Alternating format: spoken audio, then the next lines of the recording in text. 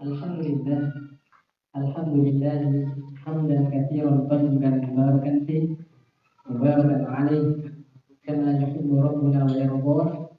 Wa asyhadu an la ilaha illallah wahdahu la syarika lah, wa asyhadu anna Muhammadan 'abduhu wa rasuluh sallallahu alaihi. Allahumma shalli ala Muhammad wa ala ali Muhammad.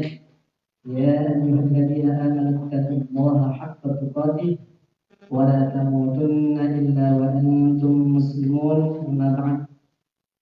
Ma'asyiral muslimin wal muslimat, ayah bunda, adik kakak, semua jamaah yang hadir, yang semoga senantiasa dirahmati Allah dan diberkahi oleh Allah Subhanahu wa taala. Alhamdulillah, pertama-tama kita panjatkan puji syukur kepada Allah Subhanahu wa taala atas segala nikmat dan karunia-Nya yang senantiasa Allah taala curah limpahkan kepada kita semua, terutama nikmat iman, nikmat Islam, nikmat di atas manhaj dan ukhuwah Islamiyah, juga nikmat semangat untuk menuntut ilmu, mempelajari, mengamalkan dan mendakwahkan sunnah-sunnah Nabi-Nya Sallallahu Alaihi Wasallam. Dan alhamdulillah di pagi hari yang insyaallah diberkahi ini, kita semua bisa bermajlis di sini di Markis Subul Salam dalam rangka bermajlis ilmu. Insyaallah kita akan sama-sama mendengarkan nasihat, tausiah dan mutiara-mutiara ilmu dari guru kita Al-Ustaz Abu Yusuf Ahmad Ja'far Al-Si hafizahullah ta'ala. Dan alhamdulillah Al-Ustaz sudah berada di tengah-tengah kita.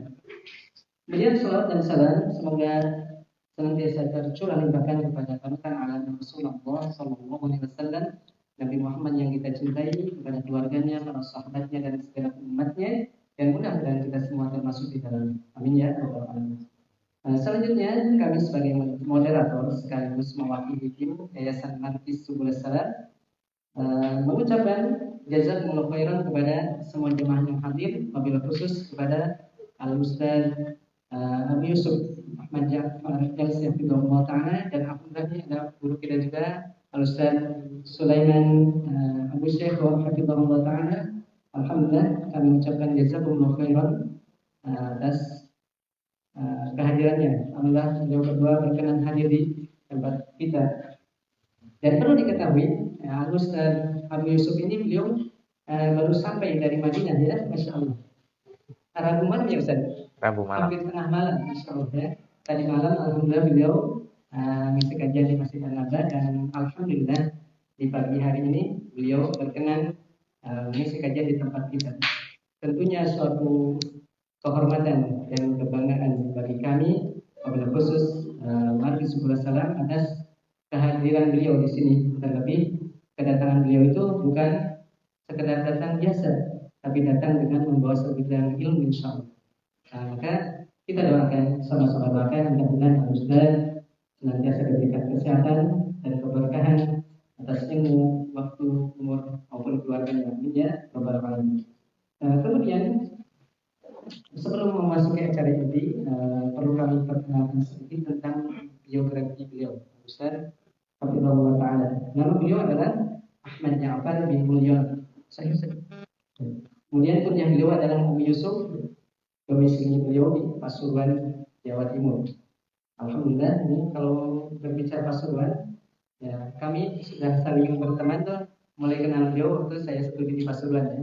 Sama-sama belajar di Ma'had As-Sunnah Pasuruan. Ya, biasa main ke tempat beliau ya. Hanya saja kalau beliau bisa lanjut ke Timur Tengah, saya cuma bisa di Jawa Timur ya. Tahun berikutnya sekarang beliau bisa melanjutkan studi di kota Madinah. Saya cuma bisa melewati kota Madiun. Alhamdulillah. Mengenai riwayat pendidikan beliau, saya ringkas saja ya. Beliau alhamdulillah sudah menyelesaikan S1-nya di Universitas Al-Azhar Kairo di Fakultas Syariah Islamiyah wal Qanun. Dan sekarang beliau sedang menempuh S1 lagi, Masya Allah ya, tapi di universitas dan fakultas yang berbeda. Jadi di Universitas Madinah, Fakultas Hadits dan Wirasat Islamiyah. Masya Allah ya. Beliau juga sedang menempuh S2 Pendidikan Agama Islam di Kuliah Terus Tirengsi Bogor. Masya Allah ya.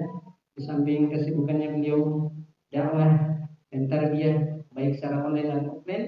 Beliau juga sibuk menyibukkan diri di dalam menuntut ilmu di beberapa kampus dan di berbagai majelis atau halaqah ilmu bersama para masyayikh. Insyaallah ya. Itu demikian biografi singkat beliau. Sebetulnya masih banyak, hanya saja kita sampaikan sekian saja. Bagi ibu bapak yang hendak bertanya lebih lanjut tentang beliau bisa bertanya langsung kepada Al-Ustaz.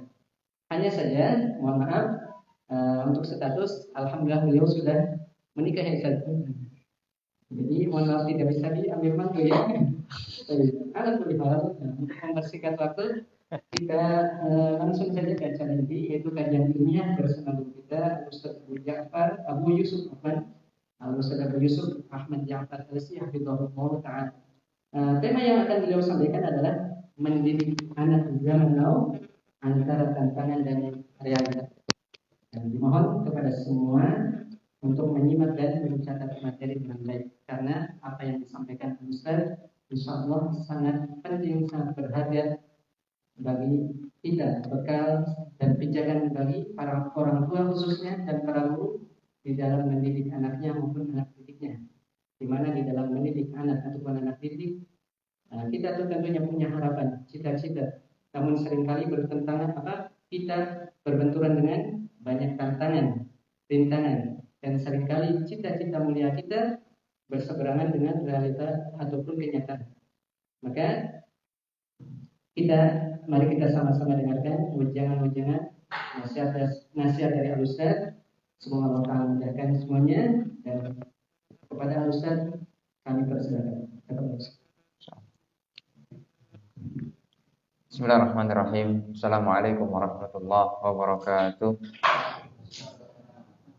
Innal hamdalillah nahmaduhu wa nasta'inuhu wa nastaghfiruh wa na'udzu billahi ta'ala min shururi anfusina wa min sayyiati a'malina. May yahdihillahu fala mudilla lahu wa may yudlil fala hadiya lahu.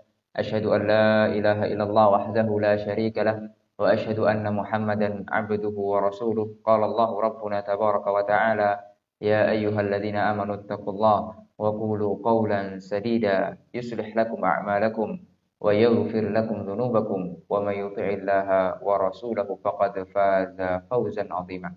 Alhamdulillah, bersyukur kita kepada Allah Rabbuna tabaraka wa ta'ala, kita bisa dipertemukan di sini ya, di majelis ilmu. Tentunya kita berharap kepada Allah Subhanahu wa ta'ala sebagaimana kita bertemu di sini, kita berjumpa nanti di surga Allah Subhanahu wa ta'ala, kembali diperkumpulkan tentunya dengan Nabi Muhammad sallallahu alaihi wasallam, para sahabatnya dan orang-orang yang saleh. Kemudian jazakumullah khair pada ustadz kita Ustadz Ustadz Abu Yazid ya, subhanallah, beliau kakak kelas saya dulu ya di pondok ya, subhanallah, beliau sekarang sudah membina di sini ya, jazakumullah khair atas kesempatannya. Dan juga kepada Ustadz Sulaiman Abu Saikhah hafizahullah ta'ala yang menjamu kita dengan baik ya, selama 2 hari di kota Tangerang ini. Tentunya ini adalah kemuliaan bagi kita. Semoga Allah Subhanahu wa ta'ala membalas kebaikan-kebaikan kita semuanya, menjadikan ini sebuah bekal menuju Allah Subhanahu wa ta'ala, yang mana tidak ada bekal kecuali amalan saleh. Yauma la yanfa'u malun wala banun illa man atallaha biqalbin salim. Insyaallah pada kesempatan kali ini kita akan sama-sama belajar untuk bagaimana mendidik ya anak di zaman Nuh ya, di zaman sekarang. Karena memang ya ini kan tugas kita. Kita sudah jadi orang tua gitu. Ada yang masih jomblo? Ya. Ya, kalaupun yang masih belum menikah pun nanti akan menikah. Ya. Dan di antara tujuan pernikahan adalah apa? Memiliki anak, memperbanyak keturunan. Nah, ketika kita dikaruniai oleh Allah Subhanahu wa ta'ala ya seorang anak, tentunya bukan hanya sekedar punya anak, tapi masih ada PR yang lebih berat itu. Ya, ada lagi tugas selain hanya punya anak, kita harus mendidiknya. Ya, mendidik anak itu. Dan sekarang pendidikan zaman sekarang berbeda tentunya dengan pendidikan waktu kita dulu, orang tua kita atau mbah-mbah kita. Beda. Ya. Maka landasan dari dalil-dalil yang ada memang itu diperintahkan oleh Allah Subhanahu wa taala dan oleh Rasul sallallahu alaihi wasallam agar kita mendidik ya anak-anak kita. Di antaranya ayat yang sangat terkenal ya di dalam surat At-Tahrim itu sebagai dasar kita wajib untuk mendidik keluarga kita, terutama para ayah. Ya. Allah mengatakan di dalam Al-Qur'an apa? Ya ayyuhalladzina amanu qu anfusakum wa ahlikum nar. Wahai orang-orang yang beriman.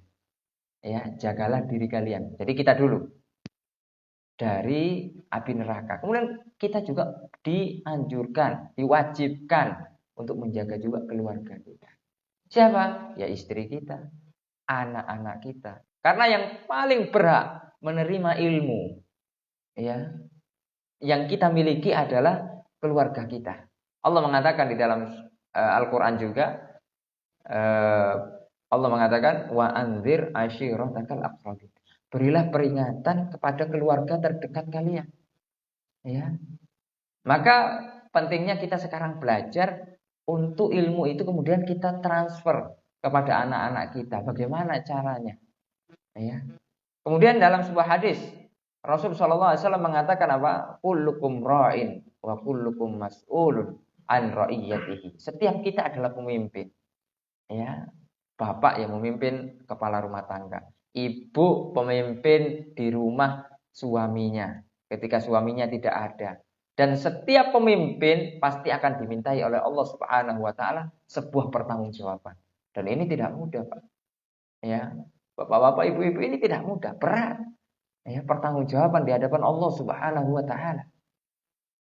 Oleh karenanya kita sama-sama memiliki tanggung jawab. Kita harus merasa memiliki tanggung jawab.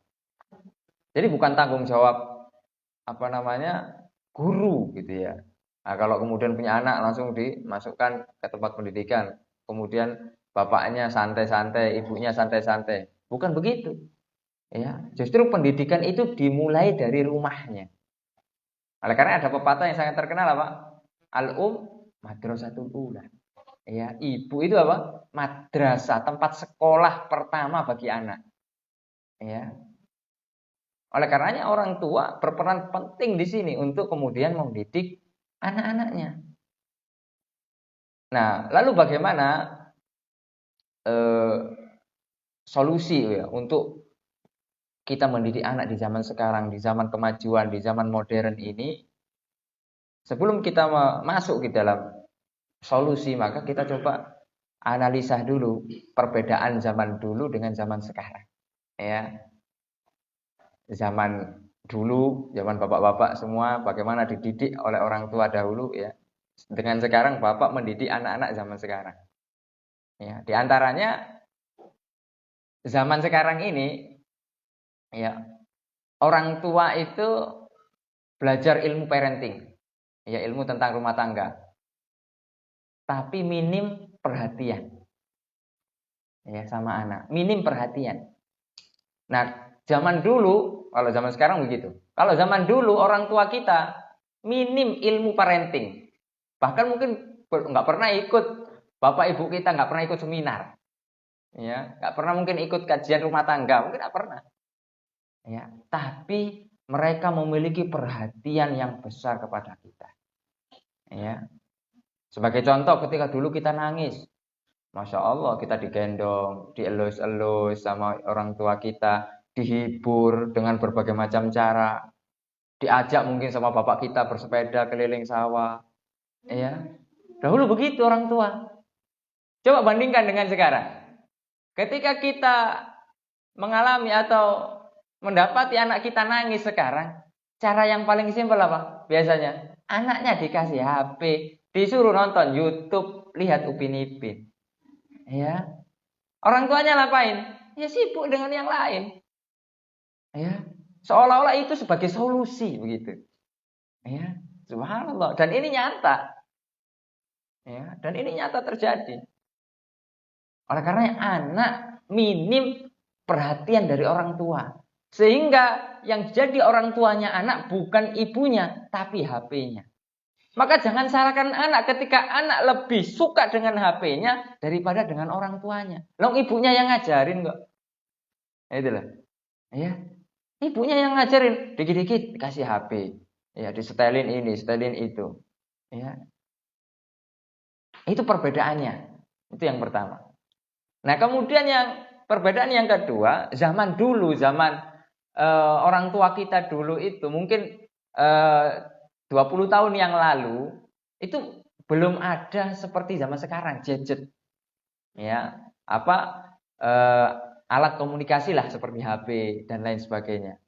Dahulu belum ada. Kalaupun orang punya HP itu dulu orang yang yang kaya gitu ya. Ya, bos-bos lah gitu ya. Yang punya tanah banyak ya. Pak Haji gitu. Itu pun HP-nya apa? Nokia. Ya, yang belum ada. Buat foto selfie tidak bisa. Ya, cuma buat kaca mungkin. Ya. Jadi itu. Nah, zaman sekarang gimana coba? Ya. Anak-anak pun masih TK sudah punya apa? Sudah punya HP. Android lagi. Ya, subhanallah. Itu beda toh. Ya. Dan subhanallah memang ada positif dan negatifnya. Tentunya itu sudah dibahas ya oleh pakar-pakar pendidikan. Tapi ada di sisi negatifnya ketika zaman sekarang orang bergantungan dengan HP dan itu berlebihan porsinya, maka akan menghasilkan apa? Anak-anak yang kurang sabar, suka instan, tidak mau berusaha. Nah, sekarang zamannya kan serba instan. Anak lapar sekarang, GoFood, ya. Kalau dulu, ya, nggak ada GoFood. Kita mau lapar apa? Cari dulu, bagaimana caranya nyari beras. Nah, kalau nggak ada beras, cari singkong apa gitu ya.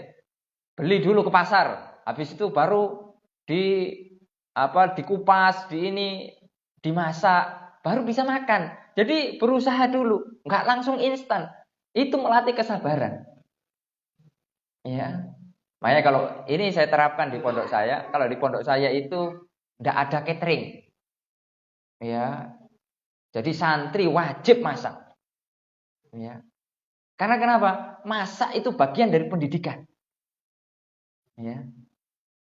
Masak itu bagian dari pendidikan. Bagaimana filosofi mendidik itu kan begitu. Filosofi kita masak itu seperti kita mendidik anak. Ya. Nggak langsung matang. Ada nggak kita langsung mendidik anak langsung jadi orang besar gitu? Ya, mungkin besar badannya bisa, tapi besar pemikirannya, besar kemudian cita-citanya, besar perannya, itu butuh proses yang lama. Sebagaimana kita nanak nasi, kita beli dulu berasnya. Habis itu kita apain? Dicuci dulu, dipususi kalau kata orang Jawa. Ya, kemudian ada keluar Air Air tajin ya. Ya, kemudian keluar itu, kemudian dibersihkan sampai bersih. Habis itu dimasak lagi, ditumang gitu ya. Cari kayu bakar dulu, dihidupin. Itu pun tidak mudah ngidupinnya. Proses. Begitu juga ya. Kita mendidik harus sabar. Begitulah prosesnya terus. Ya, kemudian matang, setengah matang, baru kemudian dimasak lagi dan seterusnya. Ya. Itu akan menciptakan generasi yang sabar, telaten. Makanya tidak heran ketika anak-anak orang tua kita itu telaten ketika mengasuh kita. Nah, sekarang banyak zaman sekarang ini karena sudah canggih zamannya, serba instan, serba cepat, nggak telaten. Ya, nggak telaten lagi kita didik anak itu, nggak seperti orang tua kita dulu. Ya. Nyuapi anaknya nggak mau. Ya, padahal anak itu ya pengen disuapi. Ya. Kalau masih kecil ya, tentunya. Nah, itu yang kedua. Kemudian yang ketiga, zaman sekarang akses informasi lebih cepat. Lebih cepat diakses. Ya, berbeda dengan zaman dulu. Kita dulu kalau mau nyari ilmu itu ya cari informasi itu di TV. Itu pun dulu cuma ada TV TVRI. Itu pun di rumahnya siapa? Pak RT. Ya, atau di kantor kelurahan. Jadi satu kampung cuma satu TV-nya. Nonton rame-rame.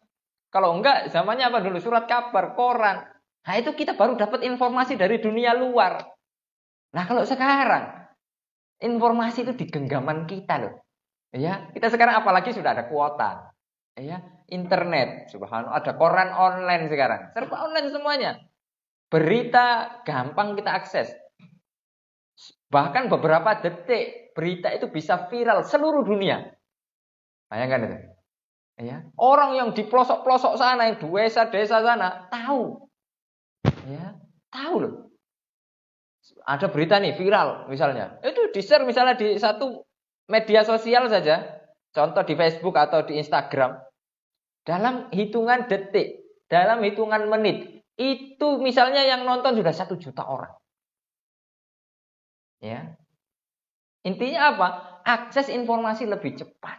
Sehingga orang tua dituntut untuk belajar. Untuk belajar lagi.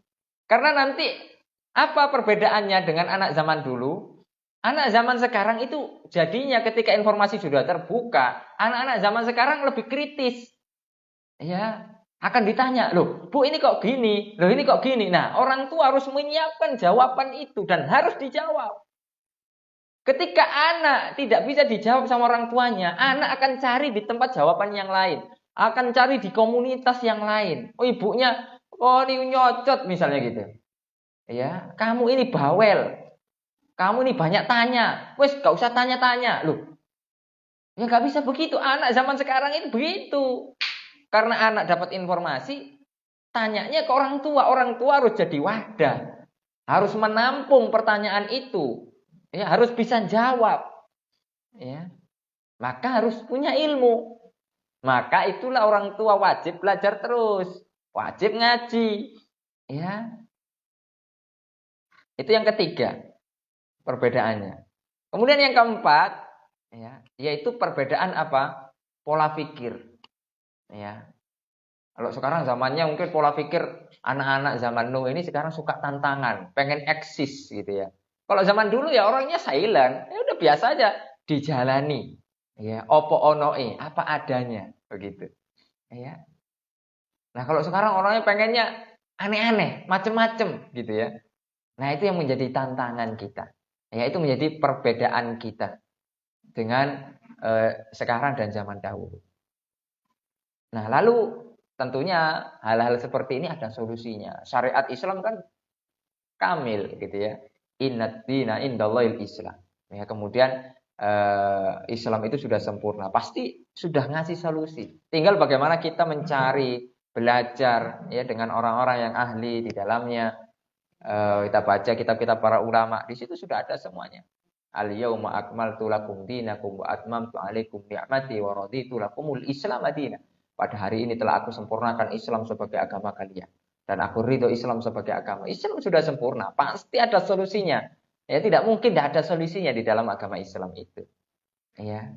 Maka di antara solusinya kita bagaimana mendidik anak pada zaman sekarang itu, yang paling pertama adalah tanamkan pondasi tauhid.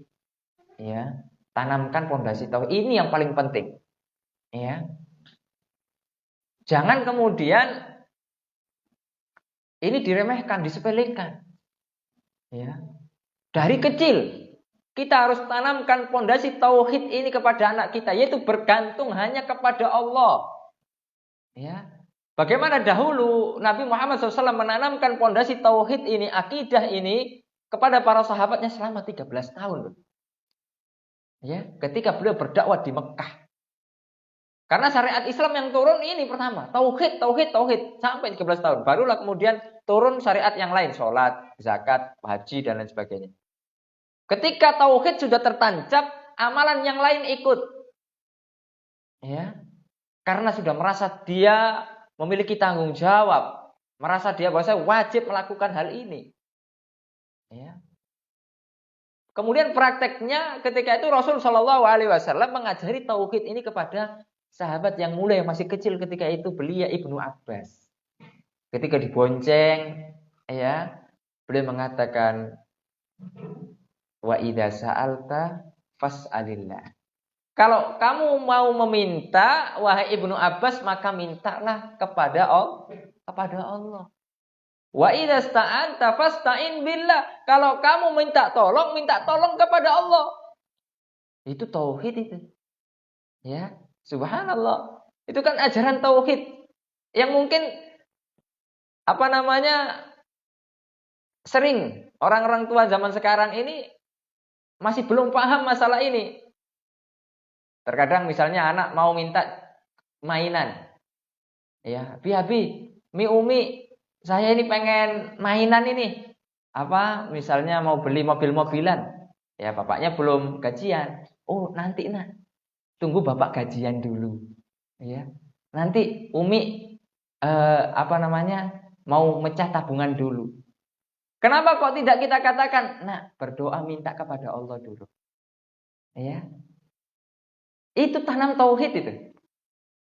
Jadi kita ajari dari sejak kecil anak kita itu bergantung kepada Allah.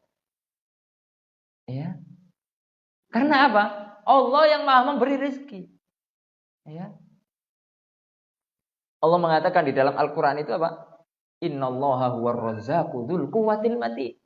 Allah Subhanahu wa taala Ar-Razzaq yang Maha memberi rezeki. Kalau tunggu bapak gajian dulu, emang bapak bisa jamin? Ya, bisa jadi gajinya telat. Gitu. Bisa jadi sebelum gajian wafat. Siapa yang jamin umur kita? Nggak jamin. Coba kalau anak suruh minta kepada Allah. Siapa yang jamin? Allah. Ya. Wa tawakkal 'alal hayyil ladzi la yamut. Bertawakallah kepada Al-Hayy yang Maha hidup, yaitu Allah yang tidak akan mati. Nah, kalau kita anak disuruh nunggu kita, anak disuruh nunggu orang. Misalnya kita mau keluar kota gitu ya. Anak kita titipkan. Nak, bapak mau keluar kota, nak. Ya. Umi mau keluar kota ini sama Abi. Adik di sini ya. Kalau adik butuh apa-apa, minta ke bude, minta ke tante, atau minta ke nenek. Subhanallah. Coba kita ajarkan tauhid kepada anak. Nah, bapak pergi dulu sama Umi. Nanti kalau ada apa-apa minta tolong kepada Allah. Ya, bukan berarti minta tolong kepada bude, kepada Pak D dan lain sebagainya, nenek itu nggak boleh, boleh, silakan. Tapi sejak awal harus kita tanamkan tauhid di situ. Itulah pendidikan itu. Nah, barulah kemudian setelah minta kepada Allah, ya berdoa dulu kepada Allah. Kalau ada apa-apa, adik berdoa dulu kepada Allah, ya Allah lindungilah adik gitu. Nah, barulah nanti ke bude, ya. Mau misalnya mau makan dan lain sebagainya. Jadi tauhidnya sudah tertanam anak kita di sejak kecil itu. Dan ini pondasi. Kalau pondasinya dari awal sudah tidak ada, bagaimana bangunan itu mau naik? Pondasinya tidak ada. Kalaupun naik, gampang roboh. Ya, makanya zaman sekarang banyak anak alay. Apa itu? Alay itu apa itu? Anak layangan. Kenapa kok anak layangan? Karena layangan itu kan nggak bisa anteng. Ikut arus sana ke sini. Ya. Nah, ketika anak kita nggak punya pondasi tauhid, dia akan ikut arus, pergaulan, nggak punya prinsip. Ikut temennya, ikut itu. Kayak gini maunya ikut gini. Nggak punya prinsip. Misalnya lulus sekolah, temennya coret-coret baju. Ya. Kenapa kamu kok ikut coret-coret baju? Ikut temen. Ya. Nggak punya prinsip. Coba kalau ketika kita tanamkan tauhid, itu tidak boleh. Saya diajari ayah saya, ya bahwasannya ini perbuatan yang sia-sia, mubazir. Ya begitu. Subhanallah. Ya. Ini yang kemudian harus kita tanamkan. Dan ini tanggung jawab kita loh. Menanamkan tauhid. Kalau tidak, ya lemah. Tidak punya pendirian anak kita nanti. Ya. Dan ini kita sama-sama belajar. Ya. Ma'asyiral muslimin rahimani wa rahimakumullah. Nah, menanamkan tauhid ini bukan 1 hari 2 hari. Seminggu selesai. Enggak. Terus menerus sampai seumur hidup. Kita tanamkan terus masalah tauhid. Ya, karena inilah inti dari dakwah kita. Inti dari dakwahnya para nabi dan rasul itu ya ini tauhid. prinsip agar anak kita ini tidak menyekutukan Allah. Ya. Agar anak kita ini tidak menyekutukan Allah Subhanahu wa taala. Nah, kemudian itu yang pertama. Solusi yang pertama, bagaimana menghadapi atau mendidik anak zaman Nuh itu, ya, didik pondasinya dengan tauhid. Ya. Ini berlaku di semua zaman sudah. Masalah tauhid ini tidak bakal berubah. Ya. Mau nanti 20 tahun lagi, Ustadz masih tauhid juga? Masih. Ustadz 30 tahun, 40 tahun lagi, masih tauhid Ustadz? Masih. Ya, karena inilah inti dari kita diciptakan oleh Allah Subhanahu wa taala. Wa ma khalaqtul jinna wal insa illa liya'budun. Kita tidaklah diciptakan oleh Allah kecuali untuk beribadah. Beribadah itu apa? Tauhid, mentauhidkan Allah Subhanahu wa taala. Tidak menduakan Allah Subhanahu wa taala dalam ibadah kita. Kemudian yang kedua, ya, kita harus ekstra sabar. Sabarnya harus ditambah ketika mendidik anak zaman sekarang. Ya. Karena anak zaman sekarang kan seperti kita katakan tadi bakal kritis. Bakal banyak pertanyaan. Karena memang mereka dapat informasi cepat sekali. Dari temannya, dari kemudian informasi dari gadget dan lain sebagainya. Ya. Karena arus informasi itu sangat deras masuk kepada otak anak kita itu. Nah, jika seandainya orang tua itu tidak sabar, ya, maka anak-anak kita akan cari komunitas, kumpulan orang-orang yang mau menampung pertanyaan-pertanyaan dan mau menjawabnya. Ya, biasanya di perempatan itu kita sering lihat ada anak pung, pung atau pang, ya pangpung. Ya. Apakah mereka tidak punya orang tua? Ya, punya orang tua atau enggak? Ya punya, masa mereka lahir langsung, ya langsung jadi gitu? Pasti punya orang tua. Tapi kenapa kok mereka lebih nyaman tidur di jalanan, ya, kepanasan, bau asap, ya, asap kendaraan, bahkan kehujanan, ya, sampai bahkan tidak mandi. Bayangkan tuh. Tapi mereka nyaman. Kenapa itu? Karena mereka nyaman dengan komunitas itu. Komunitasnya menjawab segala macam kegelisahan dia, pertanyaan-pertanyaan dia. Sedangkan orang tuanya tidak mau menyiapkan jawaban-jawaban itu. Padahal mungkin orang tuanya kaya loh. Bisa ngasih apapun bisa. Cuma orang tuanya nggak menyediakan waktu untuk menjawab pertanyaan dari anak ini. Karena anak kan bukan hanya butuh duit. Ya, duit butuh nggak? Ya butuh, ya. Tapi kan bukan hanya itu. Anak butuh sentuhan dari orang tua, anak butuh kasih sayang, anak butuh belayan, anak butuh pelukan, ya. Butuh keramahan, butuh diskusi, kehangatan dari orang tua, ya. Maka jangan sampai anak kita ini lari dari kita, ya. Bahkan sekarang itu banyak kan, anak itu ketika duduk sama orang tuanya tidak betah, ya atau tidak? Ya, misalnya anak kita sudah gede nih, ya, karena dari kecilnya anak kita sudah nggak sama kita gitu, ya. Coba anak kecilnya sama kita, mereka duduk berlama-lama dengan kita, bercengkrama dengan kita, itu nyaman, ya, karena kita menjawab segala macam pertanyaan-pertanyaan, nasihat-nasihat, ya, kita kemudian kasih anak itu kasih sayang dan lain sebagainya, mereka merasa nyaman. Jadi mereka tidak nyaman lagi dengan yang lainnya karena sudah nyaman dengan orang tua. Nah, sekarang anak-anak kita, ya, di zaman now ini, ya, lebih memilih nyaman dengan gadgetnya daripada sama orang tuanya.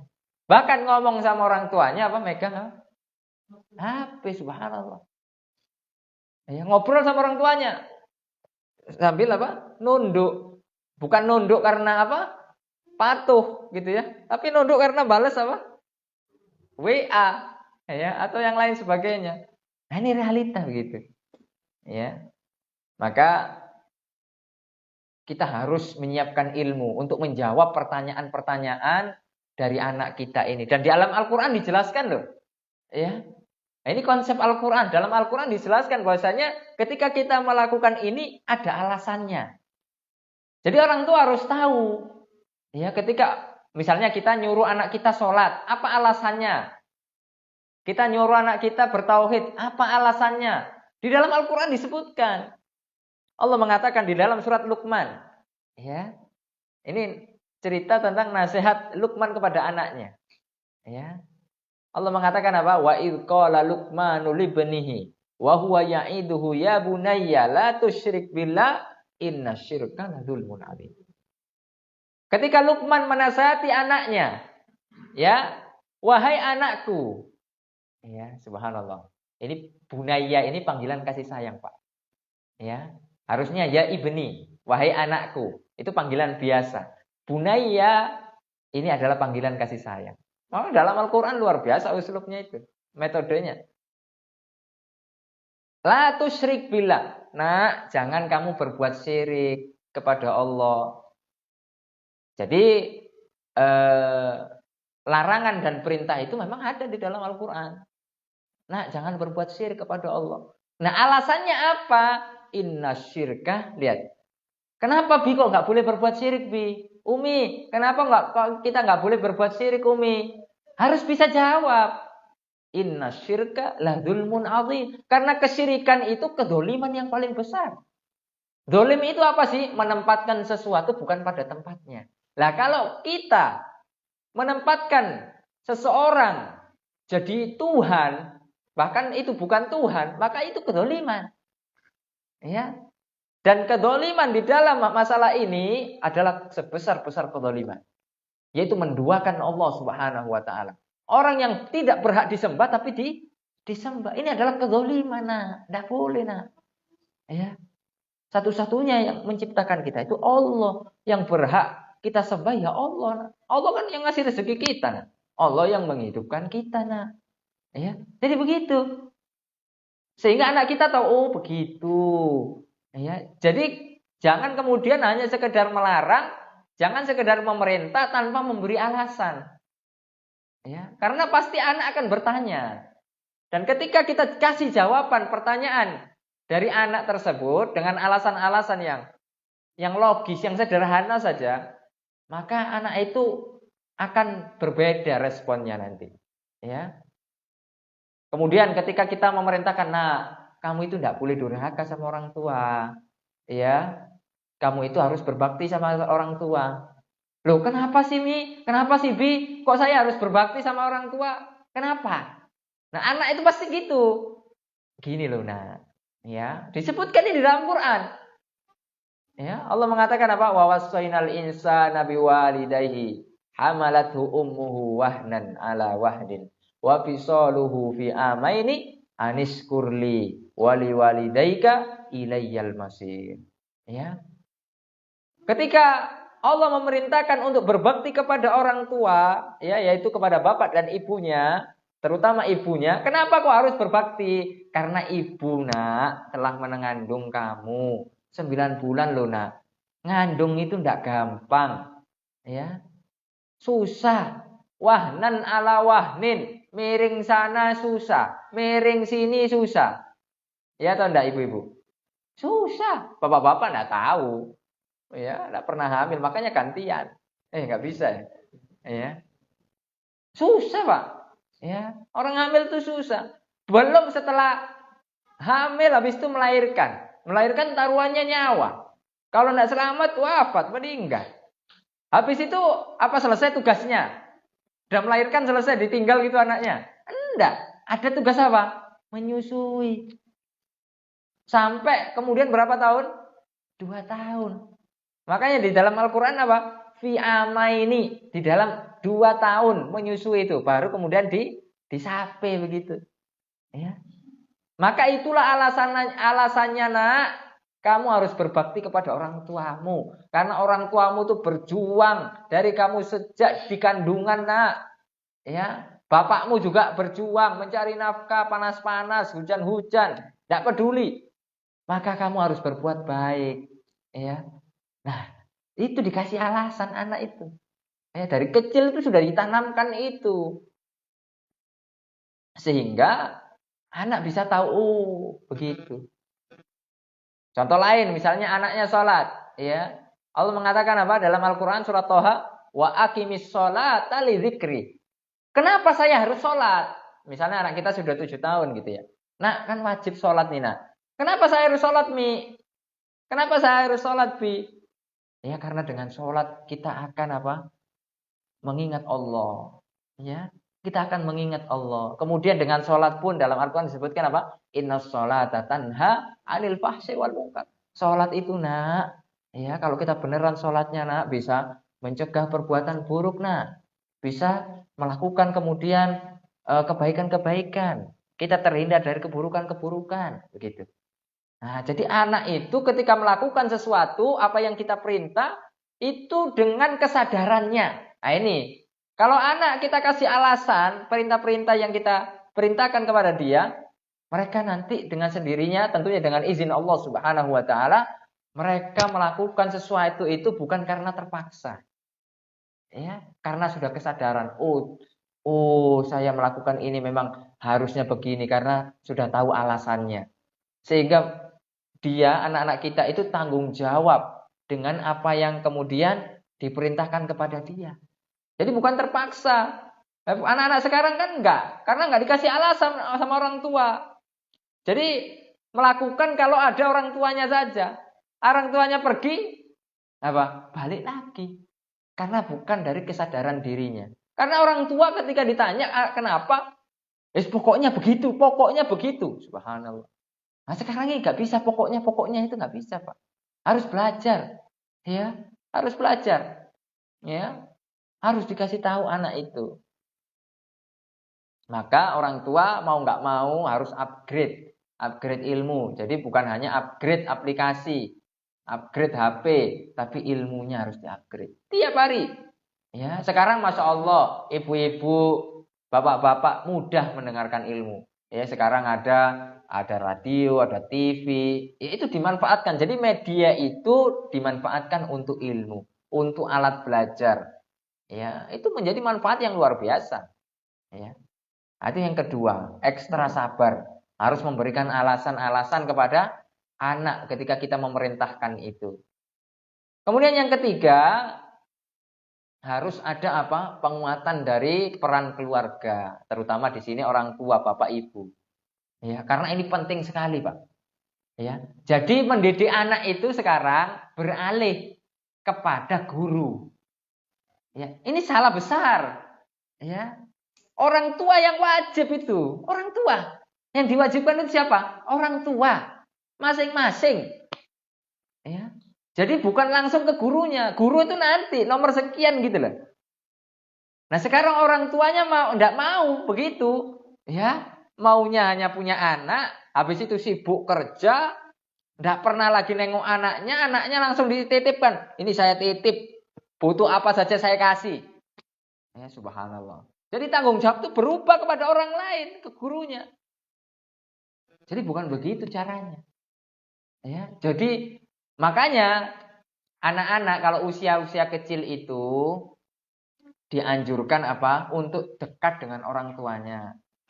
Kenapa sih kok ibu-ibu itu disyariatkan sholat di rumah? Apa tahu nggak hikmahnya? Kalau bapak-bapak kan sholat ini di masjid, kalau ibu-ibu kan di rumah. Allah mengatakan waqarna fi buyutikunna, ya, maka kalian ibu-ibu harus tinggalnya di rumah. Ya. Bukan berarti sholat ke masjid tidak boleh, boleh saja. Akan tapi kata Nabi SAW, ya, la tamna'u ima Allah masajidallah wa buyutuhunna khairun lahunna. Jangan kalian larang wanita-wanita ke masjid, tapi kasih tahu mereka bahwasanya rumah mereka lebih baik bagi mereka. Hikmahnya apa? Dikatakan para ulama agar anaknya yang masih kecil-kecil itu nyontok ibunya sholat, melihat ibunya sholat. Ya. Karena anak itu mencontoh orang tuanya. Jadi anak itu melihat apa yang dia lihat dari orang tuanya. Itu yang dia lakukan oleh anak-anak kita itu. Ya. Maka jangan sampai sekali-kali kita mencontohkan kepada anak kita hal-hal yang buruk. Ya. Itu nanti akan terekam di memorinya, akan naudzubillah kemudian menjadi kebiasaan dan lain sebagainya, menjadi karakter. Jangan sampai itu terjadi. Makanya peran orang tua ini sangat besar. Makanya sangat tidak dianjurkan ketika mondokkan anak dari SD, dari TK misalnya. Dipondokkan anaknya jauh dari rumahnya. Ketemu orang tuanya setahun sekali. Ini sangat tidak dianjurkan. Ya. Ketika di usia-usia seperti itu harus dekat dengan orang tuanya. Nah, mungkinlah ketika nanti dilepas itu usia-usia SMP atau mungkin SMA dan lain sebagainya. Anak-anak sudah memiliki kemandirian, karakter dan lain sebagainya. Ya, itu kan pengaruh besar orang tua itu di usia-usia seperti itu, usia-usia TK, usia-usia SD itu, ya. Maka orang tua harus betul-betul memperhatikan hal ini, gitu ya. Anak itu paling minim melihat orang tua sehari itu 4 kali, paling minimal itu. Ya, dikatakan oleh pakar-pakar pendidikan itu ketika mereka bangun tidur harus melihat orang tua. Ya. Kemudian ketika mereka mau sekolah, misalnya sudah sekolah ya, mereka harus lihat dulu pamitan kepada orang tua. Kemudian ketika pulang sekolah, disambut anaknya itu, ya bahkan dijemput dan lain sebagainya. Kemudian ketika anak mau tidur, itu minimal. Kalau lebih banyak interaksinya lebih baik. Ya. Jangan kemudian orang tua ini sibuk dengan pekerjaannya saja. Berangkat sebelum subuh, pulang habis isya, anak sudah tidur. Sama sekali dalam satu hari anak tidak melihat orang tuanya. Ini sangat tidak dianjurkan. Ya. Anak itu perlu melihat orang tuanya, bimbingan orang tuanya. Maka peran yang sangat besar ini harus kemudian bersama-sama, ya, dipikul oleh ibu, oleh bapak, ya, untuk mendidik anak-anaknya. Karena memang menghasilkan anak yang soleh yang kita harapkan itu kan tidak mudah, Pak. Ya butuh perjuangan gitu loh. Butuh perjuangan, harus sabar. Maka itu yang harus perhatikan. Nah, jadi jangan kemudian dilimpahkan tanggung jawab kita, kewajiban kita ini kepada guru. Ya guru itu ada tugasnya dia di sekolah. Tapi peran terbesar adalah tetap orang tua, Pak. Ketika misalnya ya di sekolah, ya misalnya di markas-markas, di tempat-tempat belajar itu anak diajarkan kebaikan, sampai rumah lihat ibunya melakukan keburukan misalnya. Lah anak nyontoh siapa, coba? Oh, nyontoh orang tuanya. Ya subhanallah. Misalnya, anak udah, nak, jangan banyak nonton TV, ya. Banyak murojaah ya, nak. Nonton TV itu kurang bagus, ya. Kalau misalnya tontonannya yang begini-begini. Lah, dia anak pulang ke rumah, sampai rumah TV 24 jam. Nah, gimana itu?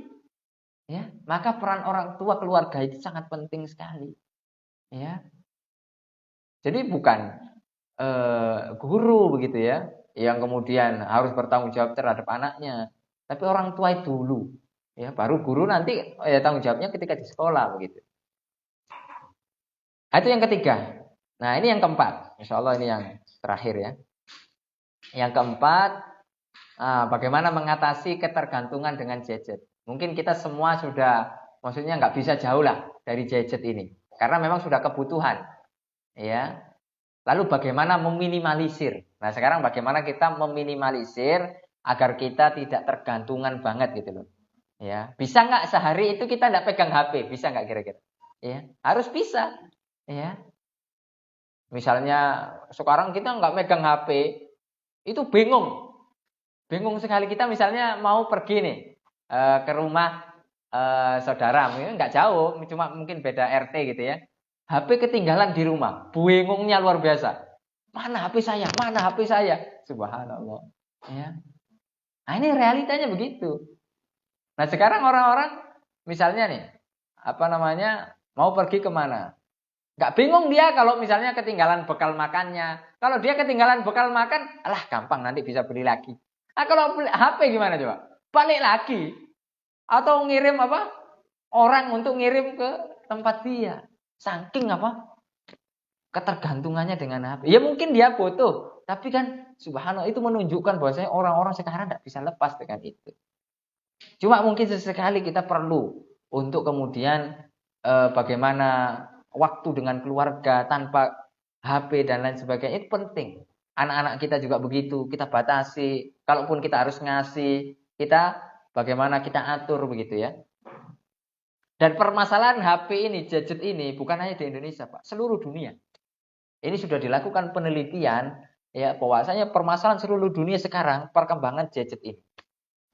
Maka bagaimana ya, anak-anak itu luar biasa pengaruh batinnya ketika sudah kecanduan dengan gadget. Anak kita bisa temperamen, cepat marah ya. Ketika asik nonton video, tiba-tiba HP-nya apa? Baterainya habis.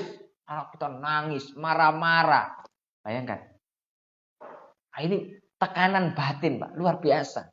Orang-orang sudah kecanduan gadget ini. Ya. Maka peran orang tua sangat penting ini. Misalnya kalau orang tua tega-tegaan, anak nggak usah dikasih HP. Ya, misalnya dari usia kecil ini, sampai lulus SD nggak usah dikasih HP. Ya, misalnya kalau misalnya tega-tegaan gitu ya. Dan tidak ada kebutuhan. Ya, kalau misalnya ada kebutuhan seperti sekolah online ya, itu tidak masalah. Tapi ketika misalnya tidak butuh masih bisa pakai HP orang tuanya, jangan dikasih. Itu yang pertama. Tapi kalaupun dikasih ya, harus pakai HP, dibatasi. Ya, dibatasi dari apa? Dari 4 hal. Ya.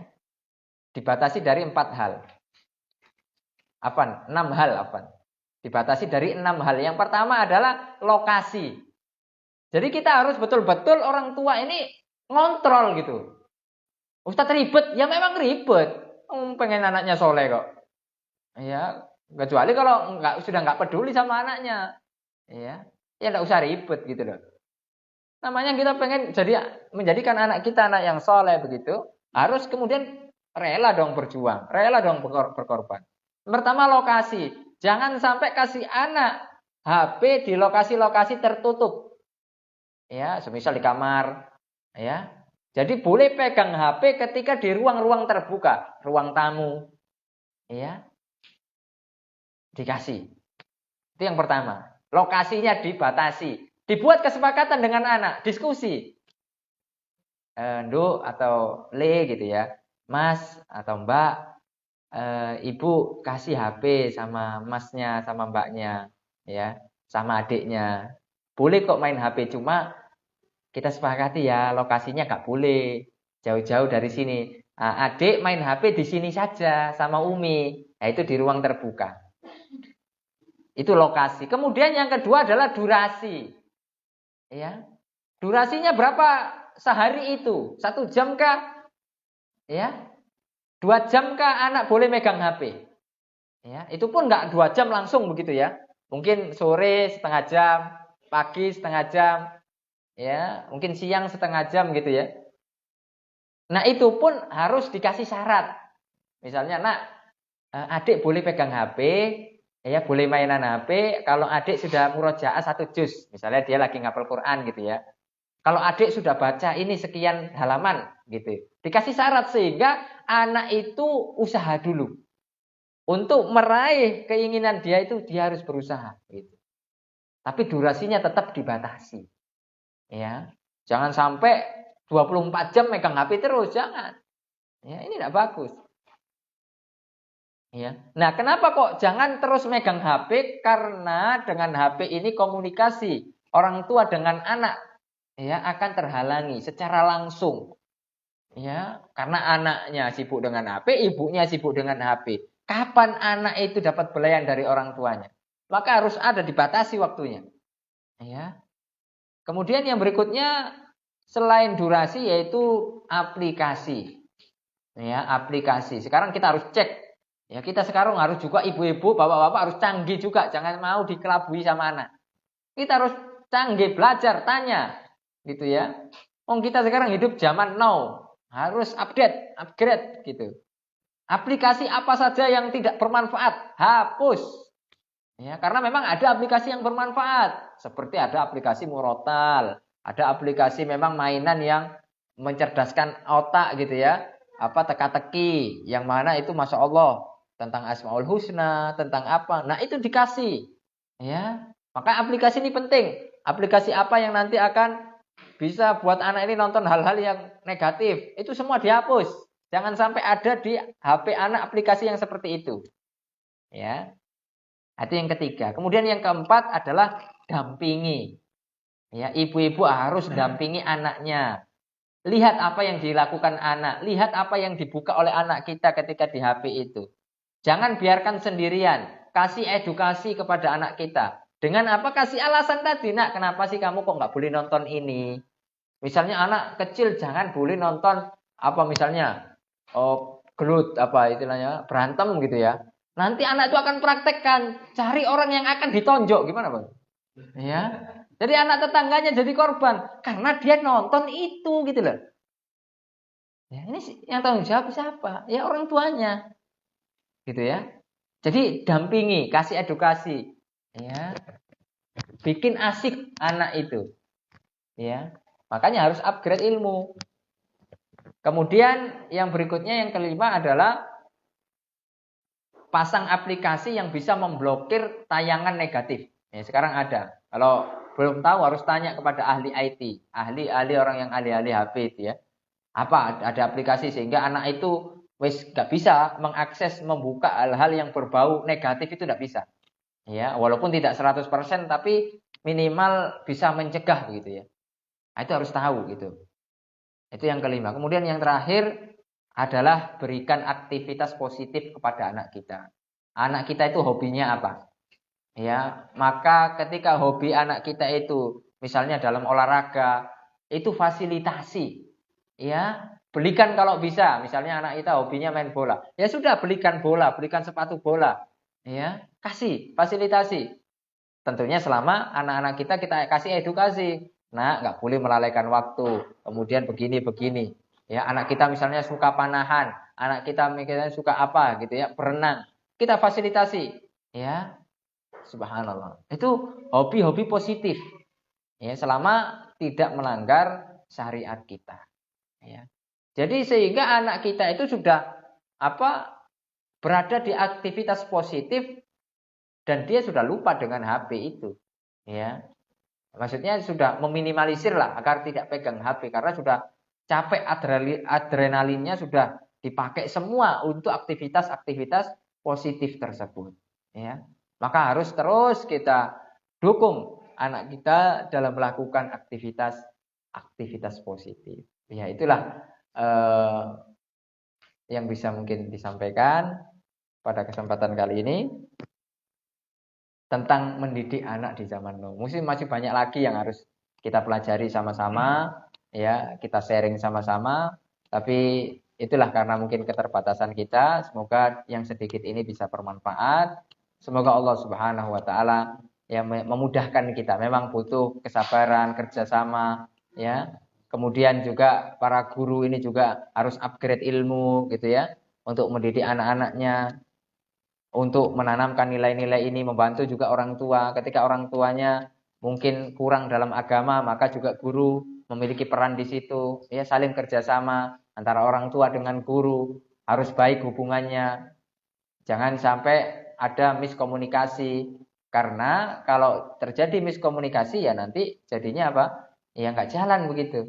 Ya, guru ngarakan ke sini, orang tua ke sini.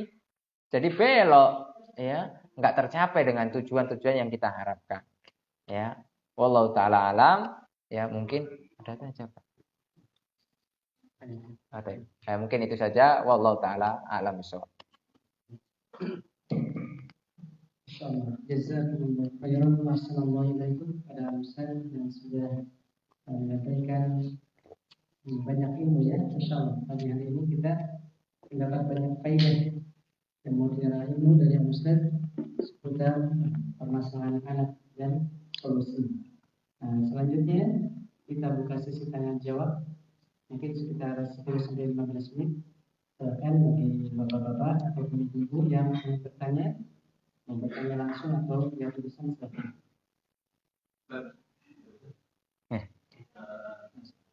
Saat kita baca Quran atau live streaming, tahu anak-anak dan kita hanya akan ngobrol. Bagaimana Pak kita kasih dulu baca Qurannya atau bagaimana? Itu setoran atau gimana? Nah, kita ngaji sendiri. Nggak apa-apa, dipotong dulu nggak apa-apa. Nah, Misalnya ini ada pertanyaan bagus ya, ketika kita lagi ngaji nih. Tiba-tiba anak datang gitu ya. Anak datang ya bertanya lah atau apa gitu ya. Enggak ada masalah ya.